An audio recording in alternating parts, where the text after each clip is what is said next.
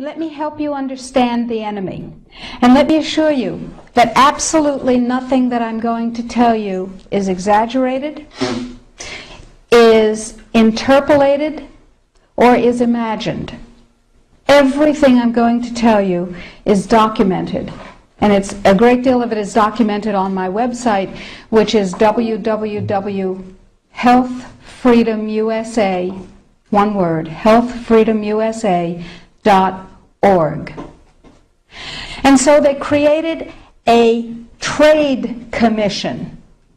That's a very important pair of words, a trade commission called the Codex Alimentarius Commission. It is not a public health commission.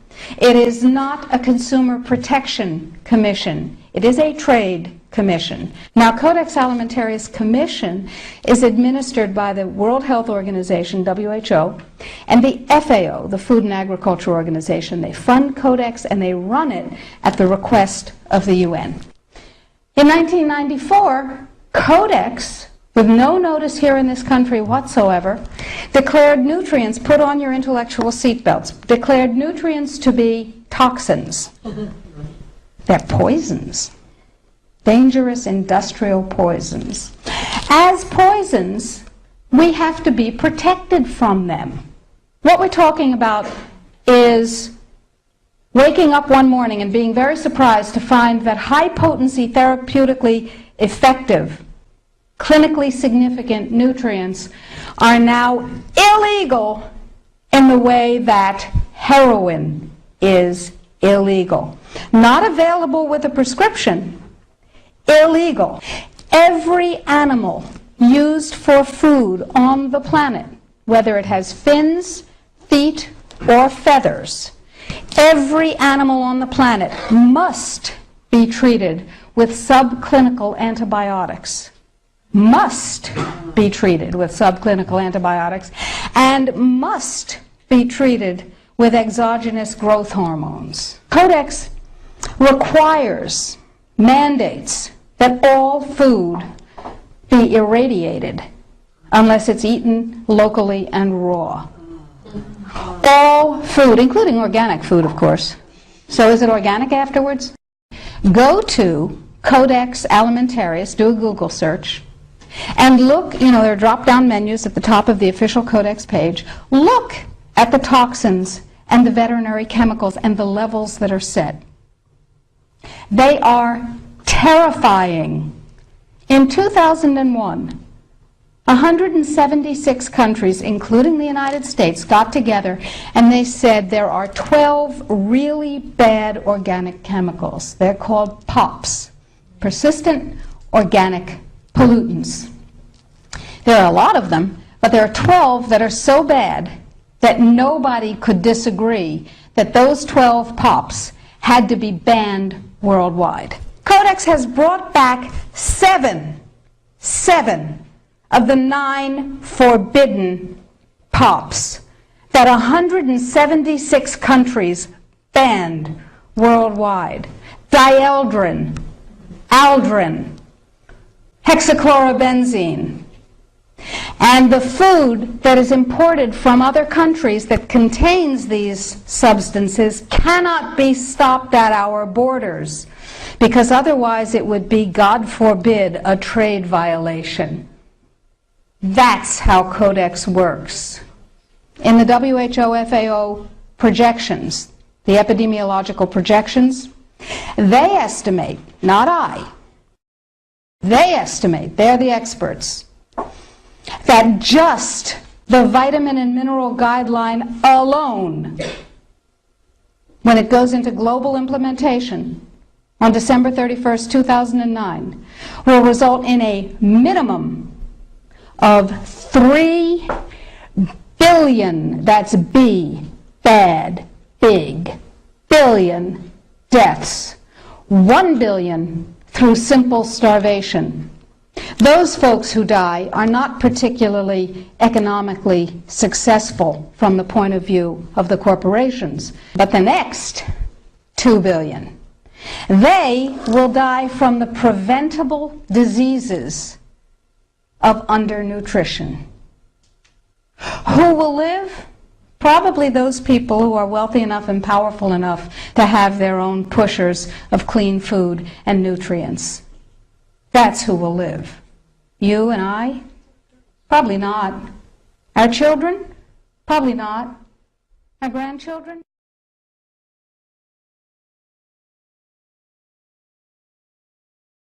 Hello there everyone, this is Dan Dix reporting for Press for Truth TV. Ever since the beginning of time, in every civilization that has ever existed, there have always been the rulers of the world who want to dominate and control every aspect of everyone's lives. From the Babylonians to the Egyptians to the Romans, right on up to the 20th and 21st century, this human desire to rule like gods has continued.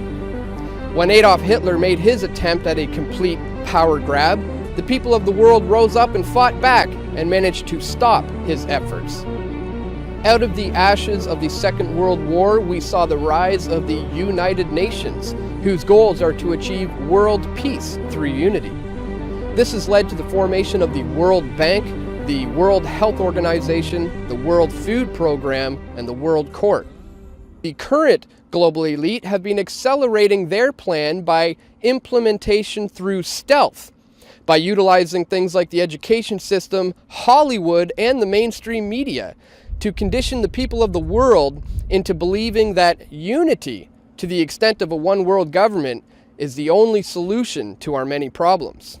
Under the guise of humanitarianism, the current elites of the world have set up global governing authorities such as Interpol, the International Criminal Police Organization, and the International Criminal Court. In fact, the ICC, along with AFRICOM, the American African Military Command, are currently positioning themselves for military intervention in the nations of Africa, all in the name of peace and security. You see, the agendas for a one-world government are advancing so much so that now global governing authorities such as the UN and NATO are calling the shots, and they are bypassing constitutional authorities in countries all over the world. Do you think that you can act without Congress to initiate a no-fly zone in Syria without congressional approval? You know, again, our goal would be to seek international permission, and we would come to the Congress and inform you and determine how best to approach this, whether or not we would want to get permission from the Congress. I think those are issues we would have to discuss as we decide what to do here. Well, I'm almost breathless about that, because what I heard you say is we're going to seek international approval, and then we'll come and tell the Congress what we might do, and we might seek congressional approval. No, well, I want to just say to you, that's a big dish. Wouldn't you agree? You've served in the Congress. Yeah. Wouldn't you agree that that's would be pretty breathtaking to the average American? So would you like to clarify that? But I've also served with Republican presidents and Democratic presidents who has always reserved the right to defend this country if necessary. But before we do this, you would seek permission of the international authorities. If we're working with an international coalition and we're working with NATO, we would want to be able to get appropriate permissions in order to be able to do that. That's something that, you know, all of these countries would want to have some kind of legal basis on which to act. What legal basis are you looking for? What entity? Well, obviously, if NATO made the decision to go in, that would be one. If we developed an international coalition beyond NATO, then obviously some kind of UN security resolution would be the basis for that. Coalition of. So you're saying NATO would give you a legal basis, and an ad hoc coalition of nations would provide a legal basis? If we were able to put together a coalition and were able to move together, then obviously we would seek whatever legal basis we would need in order to make that justified. I mean, you know, we can't just pull them all together in a combat operation without getting the legal basis on which to act. Who are you asking for the legal basis from? If it's, obviously, if the UN passed a security resolution, as it did in Libya, we would do that. If NATO came together, as we did in Bosnia, we would rely on that. So, you know, we have options here if we want to build the kind of international approach to dealing with the situation. Well, I'm for having an international support, but I'm really baffled by the idea that somehow an international assembly provides a legal basis for the United States military to be deployed in combat. I don't believe it's close to being correct. They provide no legal authority. The only legal authority that's required to deploy the United States military is the Congress and the President and the law and the Constitution. We are being led to believe that the U.S. military has intervened in countries like Afghanistan, Iraq, and Libya to bring them freedom and democracy. However, more and more people these days are beginning to see through the lies. We can see that they have their eyes set on Iran, Syria, and Sudan, as well as Uganda, the Congo, and many other nations in Africa. The completion of the European Union is just one economic crash away, and the North American Union agenda is still on the table as we speak. We are currently slipping down a very slippery slope, which is leading us towards the formation of a world police who will enforce the laws of the world government, who won't be beholden to the laws of international sovereign nations. And so if you find that you are now asking yourself, what can I do as one individual person? Well, it's important for you to know that this entire system is set up in a pyramidal structure which is destined to come crashing down one day.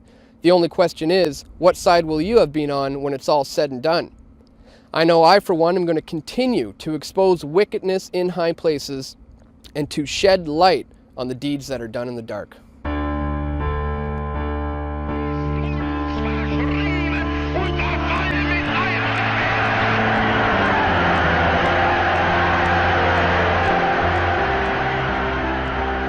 The hope that each of us has to build a new world order in which nations and peoples with different systems and different values can live together in peace. We have before us the opportunity to forge for ourselves and for future generations a new world order, a world where the rule of law, not the law of the jungle, governs the conduct of nations. Now we can see a new world coming into view. A world in which there is the very real prospect of a new world order. It is a big idea, a new world order, where diverse nations are drawn together in common cause to achieve the universal aspirations of mankind.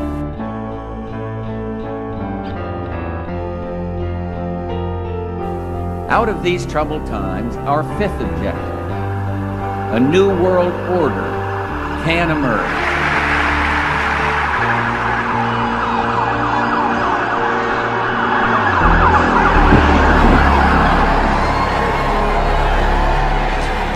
There is a chance for the President of the United States to use this disaster to carry out what his father, a phrase his father used, I think, only once, and hasn't been used since, and that is a new world order. There's a need for a new world order. In the next few years, a solution will emerge, that people will look into that cauldron and decide that they have to learn their limits. But I think that at the end of this administration, with all its turmoil, and at the beginning of the next, we might actually witness the creation of a new order. After 1989, President Bush said, and it's a phrase that I often use myself, that we needed a new world order. It is a new mindset that the world now needs. It is a real global New Deal that we need, an ecological and an economic New Deal that we need. In the name of France, I call upon all states to join ranks in order to found the new world order of the 21st century. I think a new world order is emerging, and with it the foundations of a new and progressive era of international cooperation. We need a world of shared global rules founded on shared global values.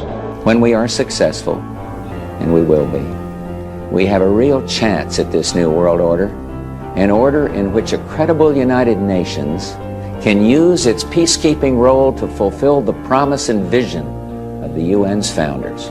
We have before us the opportunity to forge for ourselves and for future generations a new world order, a world where the rule of law, not the law of the jungle, governs the conduct of nations.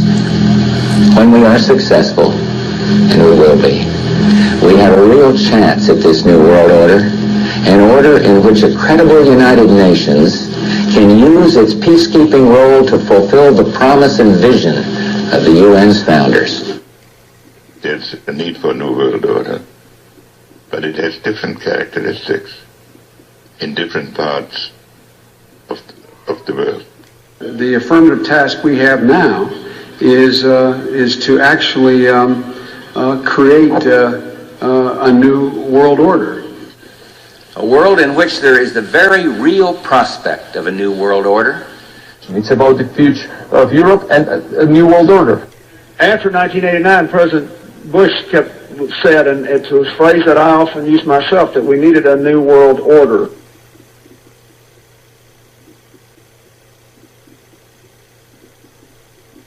And the hope that each of us has to build a new world order. The pieces are in flux. Soon they will settle again. Before they do, let us reorder this world around us. So that the problem of the Bush presidency will be the emergence of a new international order.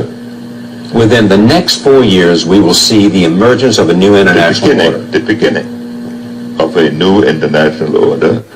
But today, with Asia already outproducing Europe, India and China are clearly becoming part of our new order. So, in conclusion, ladies and gentlemen, a new world is emerging.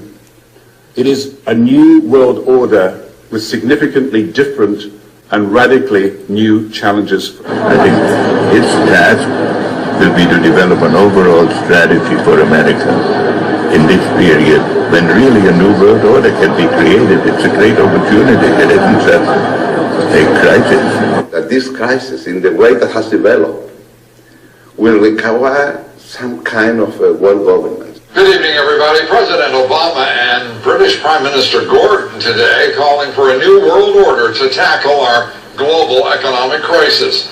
And the President outlined his vision of a new world order in which the U.S. would participate fully. We've got to give them a stake in creating the kind of world order that I think all of us would like to see. So I see a world order in the future with a multipolar world order. I think a new world order is emerging, and with it the foundations of a new and progressive era of international cooperation. We have resolved that from today we will together manage the process of globalization to secure responsibility from all and fairness to all. And one of the ways that will drive the change is through global governance and global agreements. But in a globalized economy, we are going to have to take global responsibilities, and there is going to have to be some semblance of global governance. Never before has a new world order had to be assembled from so many different perceptions or on so global a scale. Nor has any previous order had to combine the attributes of the historic balance of power system with global democratic opinion and the exploding technology of the contemporary period. There also exists an extraordinary opportunity to form for the first time in history a truly global society. Well, during the context of Saddam Hussein, which he handled so superbly in a short-term sense, we kept talking about a new world order. And then President Bush, at the end of that war, promised he would give 4 graduation addresses, 4 commencement addresses, describing that new world order and what America's role was going to be in it. Turned out he gave one of those addresses and canceled the other and talked about something else. That's what, because they weren't ready yet. That in fact we're all going to have to give up a little bit of our sovereignty in order to make the world work. And I strongly believe India will be a central actor in the new world order. And this present window of opportunity during which a truly peaceful and interdependent world order might be built will not be here for too long. Already there are powerful forces at work that threaten to destroy all of our hopes and efforts to erect an enduring structure of global cooperation. Are you optimistic a global system can happen?